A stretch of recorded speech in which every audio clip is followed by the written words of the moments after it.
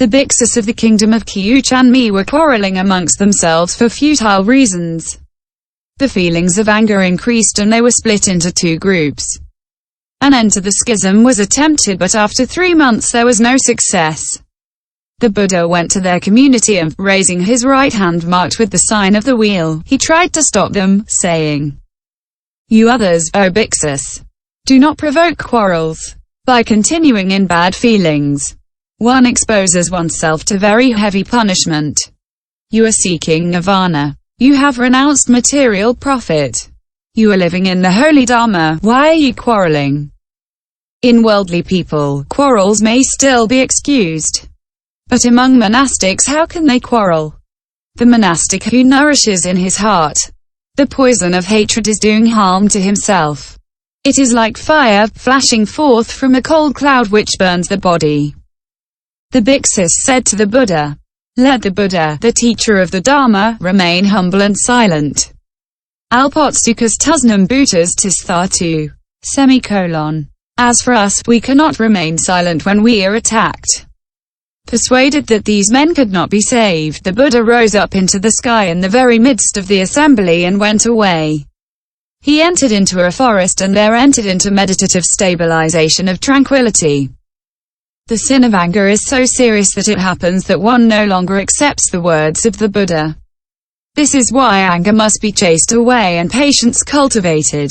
Besides, by cultivating patience, one easily obtains loving kindness and compassion. Thanks to these, one reaches Buddhahood. Question. Patience is a fine quality among all the qualities, but there is a case where it is impossible. When a person of little worth looks you up and down and treats you fearfully, then patience is not called for. Answer. When a person of little worth looks you up and down and treats you fearfully, you are tempted to not endure him. However, the sin of impatience is more serious than the insult. Why? Because the impatient person is scorned by the saints and by honest people, whereas the patient person is scorned only by common people. Of the two despisals, better to be despised by the ignorant than by the saints.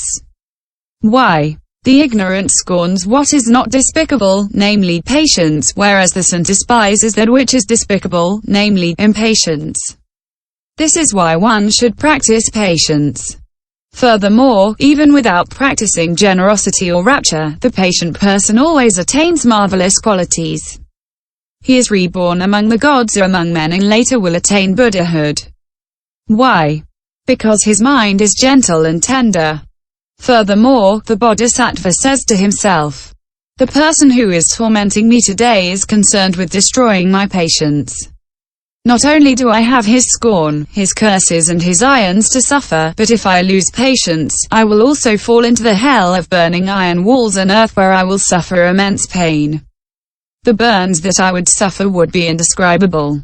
This is why the bodhisattva is aware of his nobility, even if the ordinary man treats him scornfully. If he resisted and stood on his own dignity, his self-love would be satisfied, but he would be base.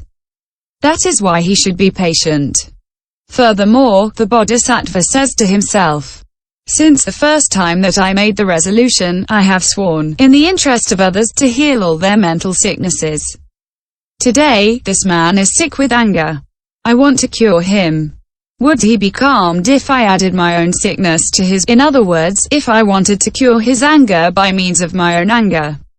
The master physician cures all illnesses. If a sick person beset by a demon draws his knife and insults him, without making a distinction between friend and enemy, the physician who understands demonic sicknesses wants only to cure him and has no hatred for him. It is the same for the bodhisattva. When a being torments or insults him, he knows that this being is sick with the passion anger, and that he is led by rage. The bodhisattva cures him by skillful means, without feeling any aversion toward him. Moreover, the bodhisattva takes care of all beings and loves them like his children. When they bother him, the bodhisattva has compassion for them, is not cross with them and does not scold them. A loving father takes care of his sons and his grandsons. They are young and have no discretion, and sometimes they insult and beat their father disrespectfully and fearlessly. But their father pardons these young fools and his love for them only increases. Even though they have done wrong to him, he is not annoyed and does not hate them. The bodhisattva's patience is like that. Moreover, the bodhisattva says to himself, if beings persecute me, I must endure it. If I do not endure it, I would regret it from this life on, and later, I would fall into hell where I will suffer greatly. If I am reborn among the animals, I will be a poisonous dragon, a perfidious serpent, a lion, tiger or wolf. If I am reborn among the pretas, fire will come out of my mouth. Like a man caught in a fire, at first the burn is slight, but later it gradually increases. Moreover, the bodhisattva says to himself, as a bodhisattva, I want to do good to beings. If I am unable to endure them patiently, I am not called bodhisattva, I am called wicked man. Moreover, the bodhisattva says to himself, there are two kinds of worlds. The world of animate beings and the world of inanimate beings. From the time of my first resolution, I have sworn, in the interest of beings, to withstand the torments coming from inanimate beings, stones, trees, wind, cold, heat, water and rain without impatience. Today, it is this animate being that attacks me. I must endure it. Why would I become irritated? Moreover, the bodhisattva knows the distant origin of beings.